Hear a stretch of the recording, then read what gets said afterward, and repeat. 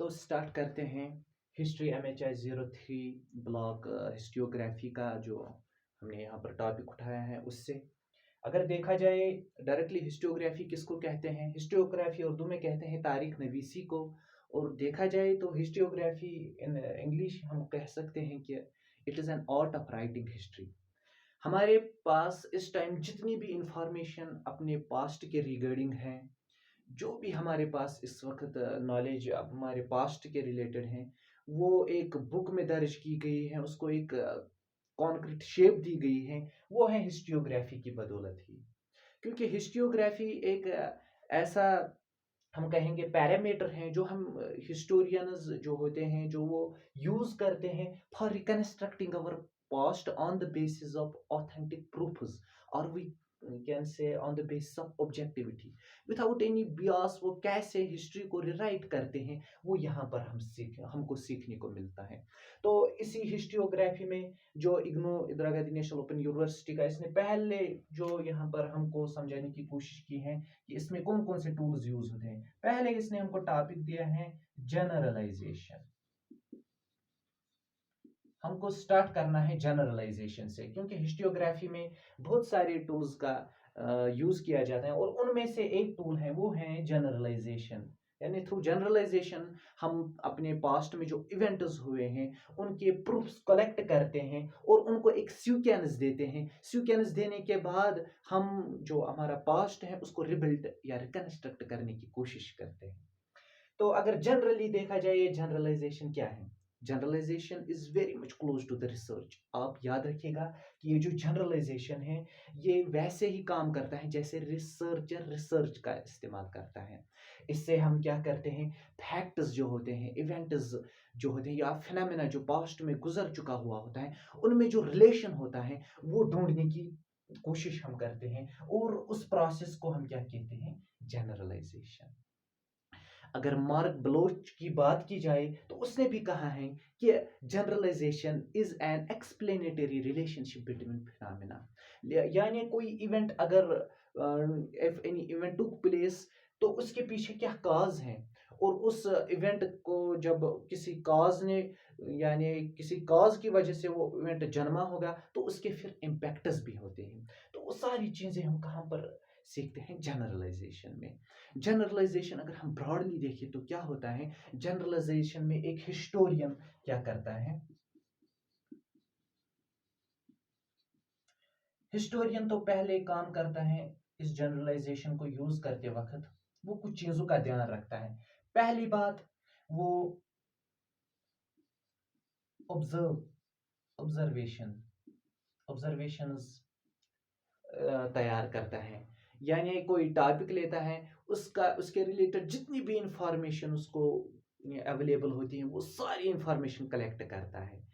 और उस इंफॉर्मेशन को कलेक्ट करने के बाद वो फिर उसमें से जो खास खास यानी हर कोई चीज़ अब वो मत इंक्लूड करेगा, वो सिर्फ उन्हीं चीज़ों को भाव देगा, उन्हीं चीज़ों को इंक्लूड करेगा जो चीज़ें उसको लगता है कि नहीं ये ऑथेंटिक हैं, इनका जो रिलेवेंस है वो आज भी बरकरार है, तो वो उन चीज़ों को लेता है। ऑब्जर्वेशंस अपनी रेडी करने के लिए वो सिर्फ हिस्टोरिकली इंपॉर्टेंट इवेंट्स को लेता है और उनके रिगार्डिंग जो ऑथेंटिक प्रूफ्स होते हैं उनको कलेक्ट करता है।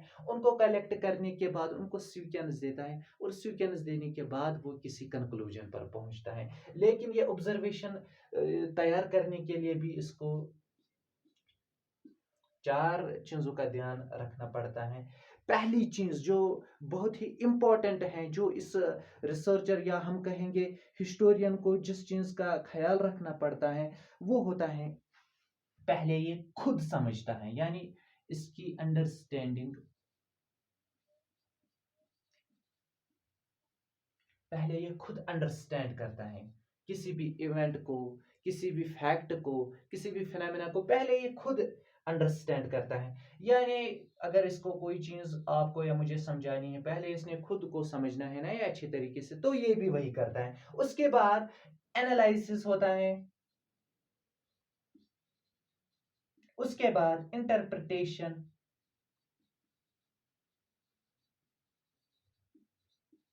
और अल्टीमेटली ये एक्सप्लेनेशन प्रोवाइड करता है फिर आपको और मुझको।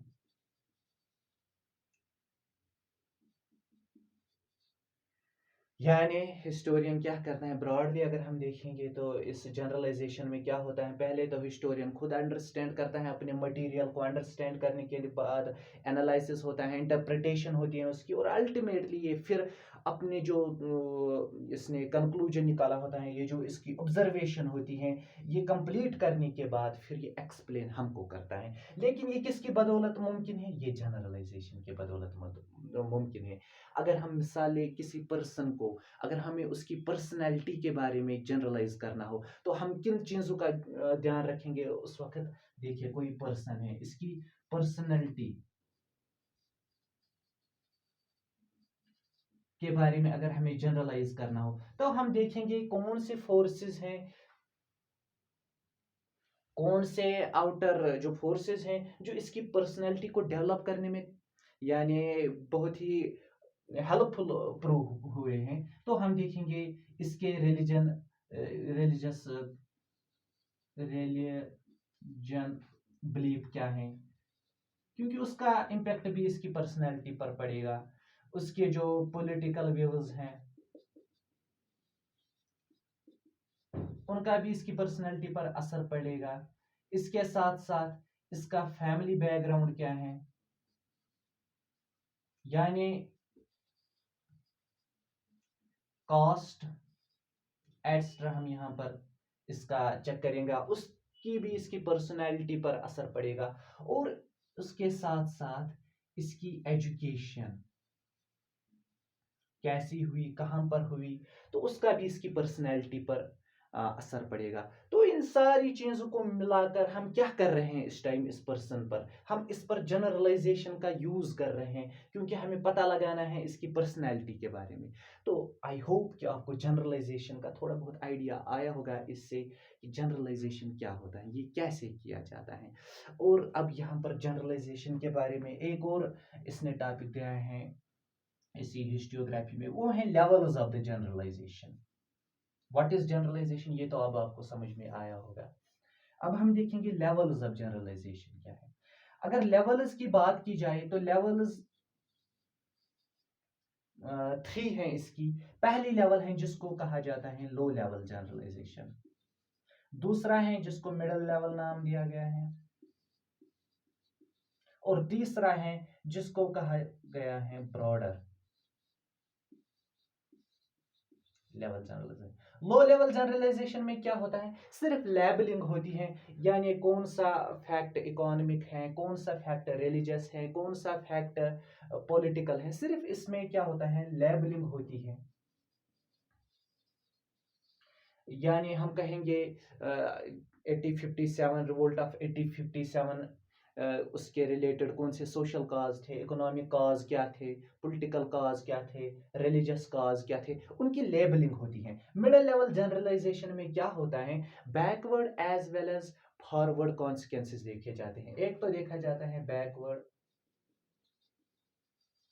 रीजंस क्या है किसी इवेंट के होने में, और उसके बाद उसके फॉरवर्ड इम्पैक्ट क्या है सोसाइटी के एक छोटे से सेगमेंट को इसमें लिया जाता है। और थर्डली है वो है broad level generalisation. Broad level generalisation एक वसी पैमाने पर होती है, जहां पर हम देखते हैं यानी इसमें बहुत सारे थ्रेड्स होते हैं जो थ्रू आउट द वर्ल्ड भी इंक्लूड हो सकता है। अगर हम देखेंगे क्लास कॉन्शियसनेस, यानी जो लोगों में एक सेंस ऑफ वो कहेंगे ना हम साइंटिफिक ह्यूमर ह्यूमंस में पैदा हुआ, उसकी वजह से क्या हुआ, इंडस्ट्रियल रेवोल्यूशन आया। इंडस्ट्रियल रेवोल्यूशन से क्या हुआ, डेवलपमेंट आई।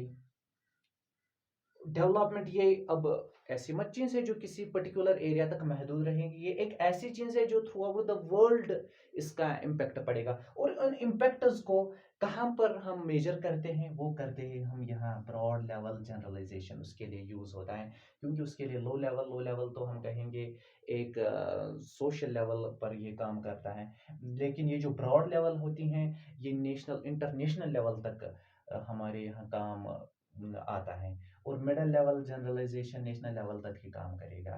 लो लेवल लोकली, यानी हम इसमें लेबलिंग करते हैं। मिडल लेवल जनरलाइजेशन में बैकवर्ड रीजनस और फॉरवर्ड इम्पैक्ट्स यहाँ पर हम महदूद अपने आप को रखते हैं। और ब्रॉड लेवल जनरलाइजेशन हम इंटरनेशनल लेवल तक हम देखते हैं थ्रू आउट द वर्ल्ड, किसी इवेंट के, किसी फिनोमेना के क्या इसके असरात हैं। आगे हम और भी पढ़ेंगे, लेकिन आई होप इससे आपको थोड़ा बहुत आइडिया, इससे तो कंप्लीट नहीं होगा लेकिन थोड़ा बहुत आइडिया आपको मिलेगा कि कैसे प्रिपेयर करना है।